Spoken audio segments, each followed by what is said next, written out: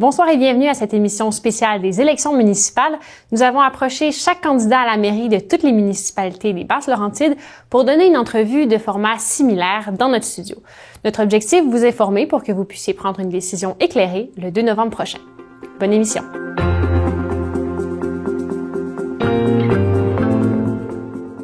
La municipalité de Boisbriand regroupe environ 28 300 habitants selon le recensement de 2021, avec une croissance estimée à près de 30 000 aujourd'hui. La ville, située à un carrefour stratégique des autoroutes 13, 15 et 640, doit désormais être composée avec des enjeux liés à la densification résidentielle, à la gestion de la croissance démographique et à la nécessité de préserver la qualité de vie.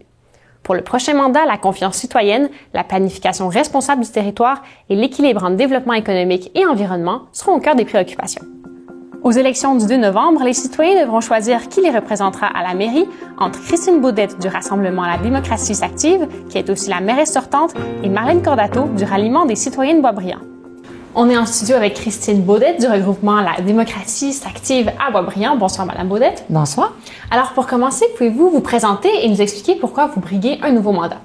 Je suis Christine Baudette, je suis la mairesse de la ville de Boisbriand et c'était mon premier mandat auquel on s'est engagé en 2021 et j'en brigue un nouveau parce qu'on est rendu à la phase réalisation. On a consulté énormément les citoyens, on a travaillé en concertation des beaux projets et je peux vous dire que on a à cœur de voir ces projets-là se réaliser et les citoyens nous le disent aussi.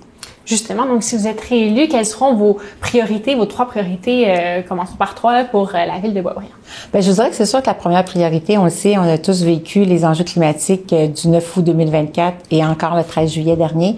Et c'est sûr que tout ce qui est la résilience, nos infrastructures, s'assurer de tout mettre en place pour contrer ces enjeux climatiques-là le plus possible, c'est la priorité. C'est déjà en branle d'ailleurs. Fait que donc pour nous, c'est important de pouvoir reprendre ce flambeau-là.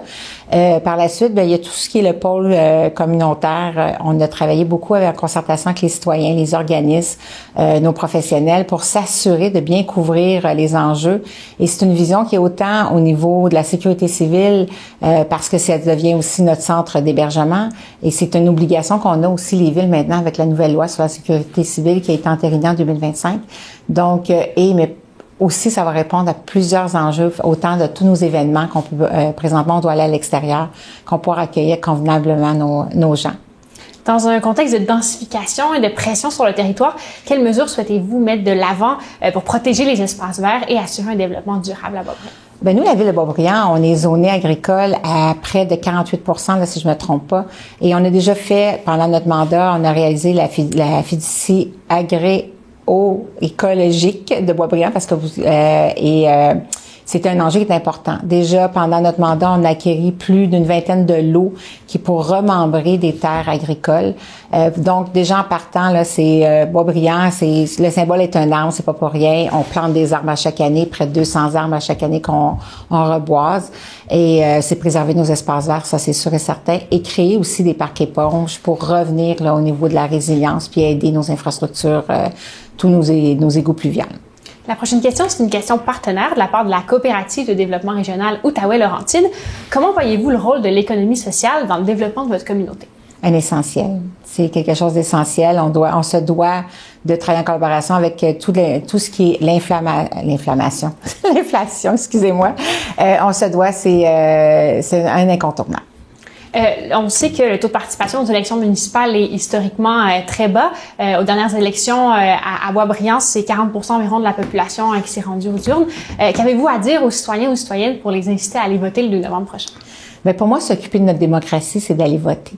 On le sait, on le voit partout dans le monde, les enjeux qu'on peut voir au niveau de la démocratie, des systèmes qu'on pensait extrêmement sécuritaires se voir déstabilisés. Je crois que c'est important, encore plus, on le sait au Québec, ça fait pas si longtemps que ça que les femmes ont le droit de voter. Et je pense que c'est un devoir. Aller voter, c'est s'occuper de sa démocratie, c'est dire que pour nous, c'est important. Et j'invite les gens à aller voter, mais le faire avec les enfants en famille pour susciter des fois les questionnements. On sait, les enfants qui sont tout petits, ils vont aller avec papa, maman, puis la première chose qu'on va faire, c'est pourquoi on fait ça. Mais c'est aussi parce que ça nous permet de pouvoir emmener notre voix autour de la table dans les choix que le conseil fait. Très bien. Écoutez, il vous reste du temps. Est-ce qu'il y a d'autres enjeux dont vous voudriez parler qu'on n'a pas abordés encore? Une des fiertés qu'on a, le regroupement des candidats indépendants, de s'être présenté sur cette forme-là, d'être des indépendants qui avaient pris l'engagement de travailler, peu importe qui serait autour de la table. C'était sans partisanerie. Ça a démontré qu'on pouvait faire de la démocratie saine. Et c'est une grande fierté qu'on a dans nos réalisations. On a pu travailler avec l'ensemble des gens qui aient été élus sous notre bannière, entre guillemets. Et on est très, très fiers du résultat. Ça a permis de faire avancer des dossiers, de les faire sans jeu de coulisses et s'assurer que tout est démontré en transparence. Et c'est le même engagement que je prends et que les candidats qui se présentent à mes côtés prennent aussi, de s'assurer de travailler avec l'ensemble des gens qui sont autour de la table dans la transparence en emmenant tous les dossiers pour les conseillers et pour les citoyens. Merci, Mme Audette. Merci.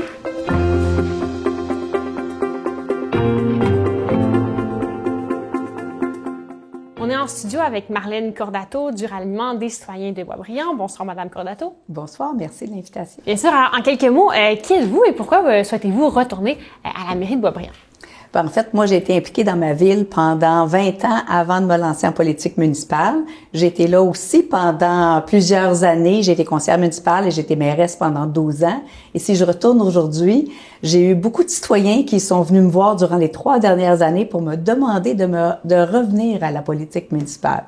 Alors, c'est ça qui a fait que je me suis réengagée. C'est vraiment pour servir les gens, mais parce que j'ai vu qu'il y avait une volonté des gens là, que je sois de retour.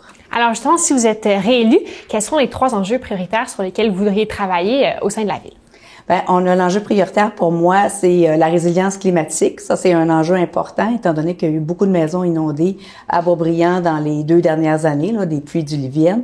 Alors ça, on a des gros travaux à faire.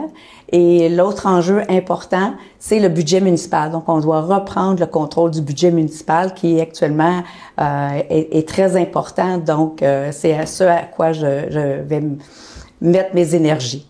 Dans un contexte de densification et de pression sur le territoire, quelles mesures souhaitez-vous mettre de l'avant pour protéger les espaces verts et assurer un développement durable à Boisbriand? Bien, on doit protéger nos espaces verts. La ville de Boisbriand est à 50% développée, 50% est en territoire agricole protégé. Alors ça doit rester comme ça. Maintenant, il y a eu déjà du mouvement de changement de zonage dans des espaces pour densifier, mais dans des espaces qui sont déjà densément peuplés, où il n'y a pas d'espace de circulation. Alors, on doit faire de la densification, mais pas n'importe où, pas n'importe comment. Alors, il faut vraiment bien positionner pour s'assurer que la qualité de vie dans les quartiers demeure. Très bien. Notre prochaine question, c'est une question partenaire de la part de la coopérative de développement régional Outaouais-Laurentides. Comment voyez-vous le rôle de l'économie sociale dans le développement de votre communauté? Bien, l'économie sociale est extrêmement importante dans notre communauté. D'abord, maintenant, c'est de plus en plus connu par la population et nous, comme municipalité, on a un devoir de rendre ça plus accessible, plus facile et de soutenir les organismes d'économie sociale dans nos territoires pour faciliter la vie de nos citoyens et de nos organismes qui viennent en aide à nos communautés. On sait que le taux de participation aux élections municipales est historiquement très bas. Là, aux dernières élections, c'était 40% environ de la population qui est allée voter à Boisbriand. Alors, qu'avez-vous à dire aux citoyens et aux citoyennes pour les inciter à aller voter le 2 novembre prochain? C'est extrêmement important parce que c'est le développement de leur ville, c'est leur argent parce que le budget municipal est fait à partir de leurs taxes municipales et on est le gouvernement qui a le plus d'impact tous les jours dans leur vie. Alors, c'est important d'aller voter. C'est sûr que 2021, il y avait la pandémie, alors c'est vraiment une année particulière. Alors, on espère que cette année, les taux de participation reviendront à ce que l'on connaissait avant, qui était bien au-dessus de 50%. Il vous reste du temps. Est-ce qu'il y a d'autres choses dont on n'a pas parlé, d'autres enjeux qui vous sont chers, dont vous voudriez parler? Bien, on a des enjeux à Boisbriand, comme dans toutes les municipalités, sur la sécurité routière, les besoins des citoyens, l'amélioration de la qualité de vie, parce que les citoyens d'aujourd'hui n'ont pas les mêmes besoins ou les mêmes demandes ou même les mêmes attentes que les citoyens auparavant. Alors nous, comme conseil municipal, on doit s'adapter, mais on doit s'assurer que notre ville s'adapte dans la façon dont elle va livrer les services. Parce qu'aujourd'hui, on est capable d'avoir accès à des services rapidement au bout de nos doigts. Les municipalités ne sont pas nécessairement habituées à ça. Alors, il faut prendre ce virage-là et être capable de donner ce genre de service-là avec cette rapidité d'exécution-là. Merci beaucoup, Mme Cordato. Merci infiniment de l'invitation. Cette saison, les chefs d'ici cuisinent les produits du terroir laurentien de façon magnifique et gourmande. Travailler directement avec les personnes qui nous donnent les produits, ça t'encourage plus à lui rendre justice.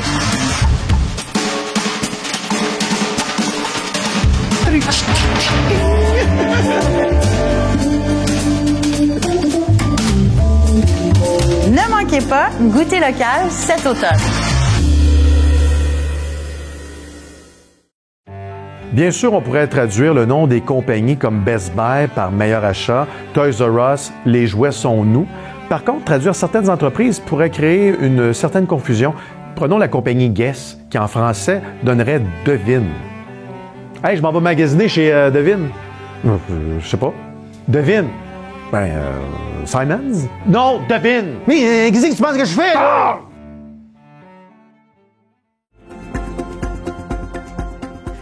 Les dernières années à Oka ont été marquées par des tensions autour de l'aménagement du territoire, notamment dans le dossier de la Pinette d'Oka, où un litige d'expropriation a relancé les débats sur les droits fonciers et autochtones.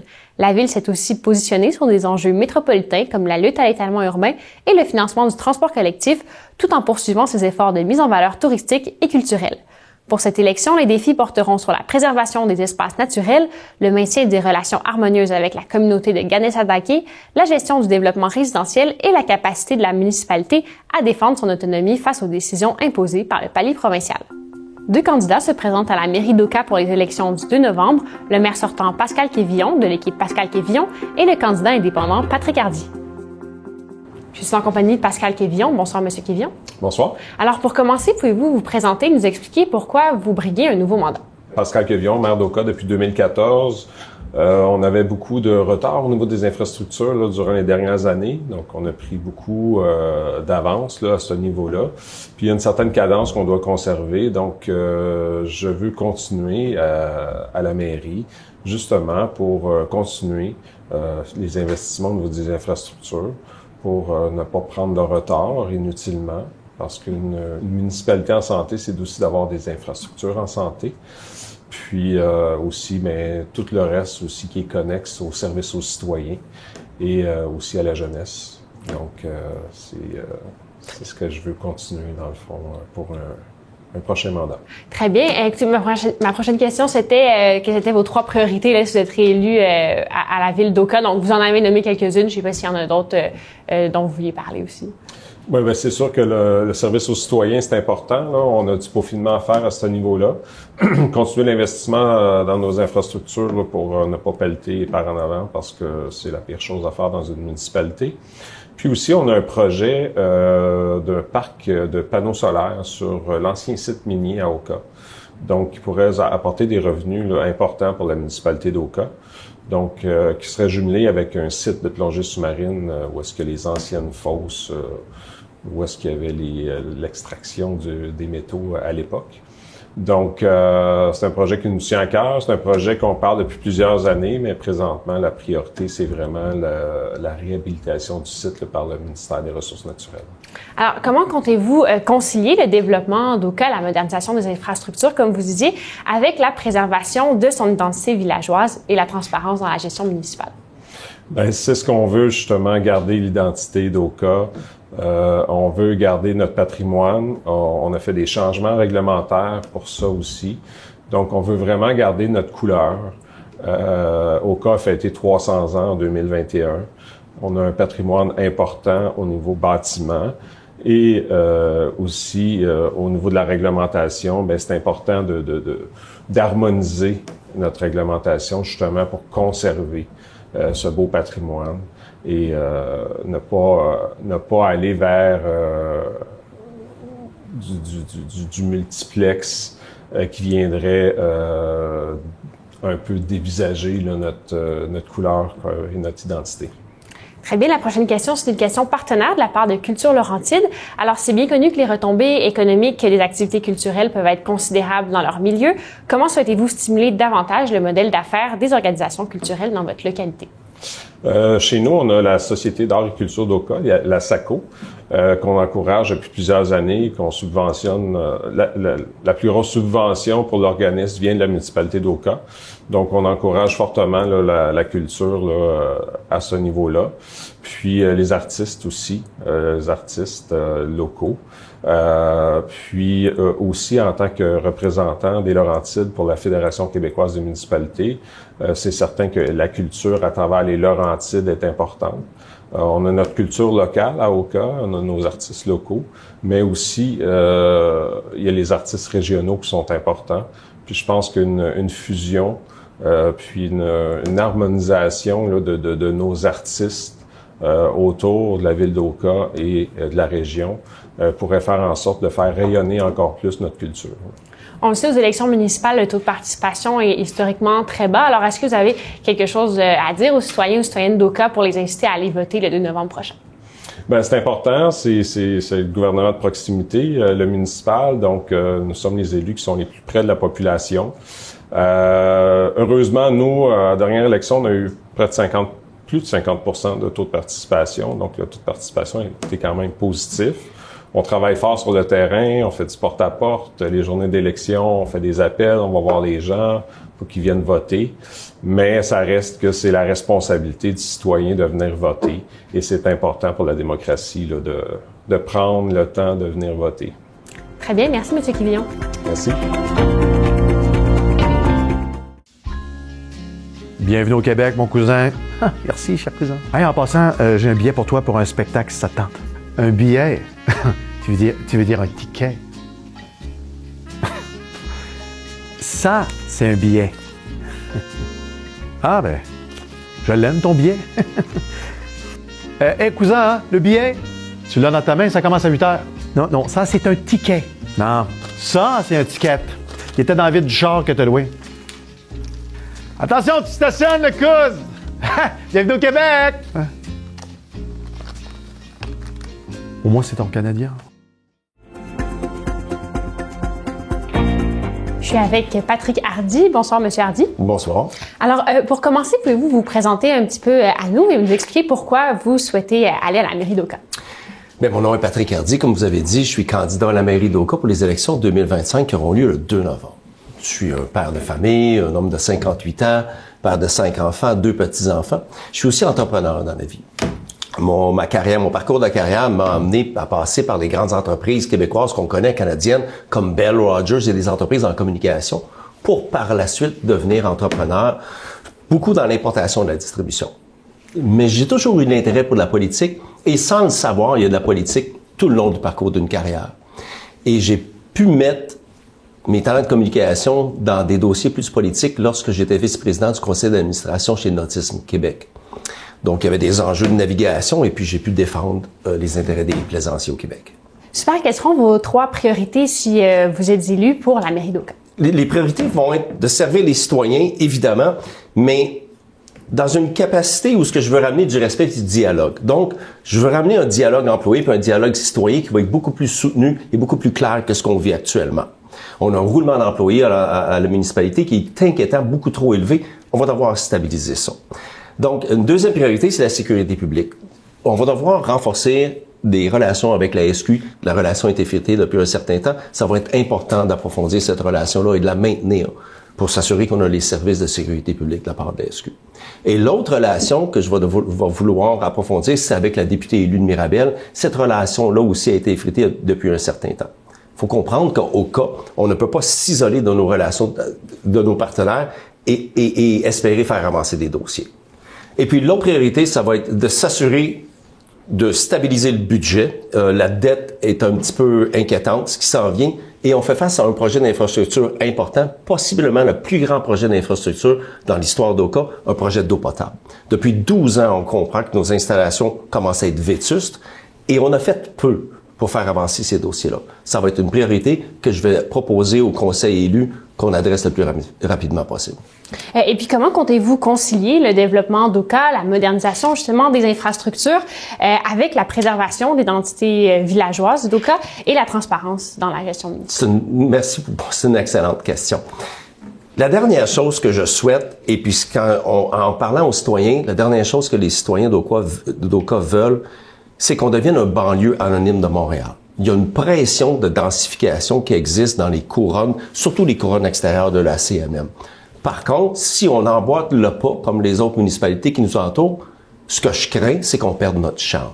Ça va être important d'avoir une densification qui est douce et responsable, mais tout en consultant les citoyens. Qu'est-ce que les citoyens veulent? Quelle sorte de développement qu'on fait? Jusqu'à quelle allure ça devrait prendre? Quel est le design architectural? Ça, c'est quelque chose qui est important.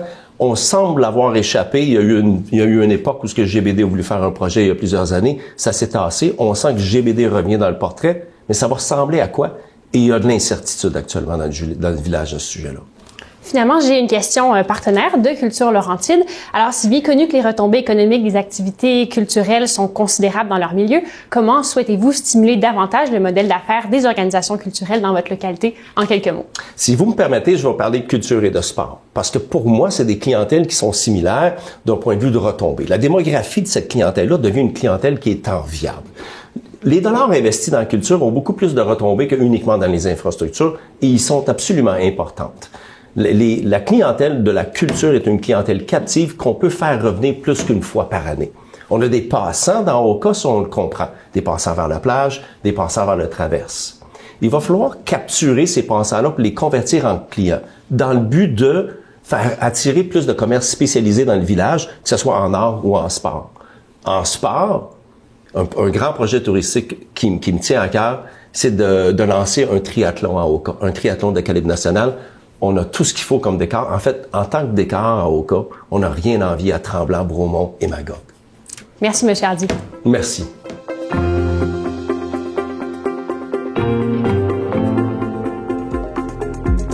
Je joins maintenant Julie Saint-Arnaud-Drolet à Québec. Madame Saint-Arnaud-Drolet est porte-parole pour Élections Québec. Donc, Élections Québec, qui est l'instance qui soutient les municipalités dans l'organisation des élections.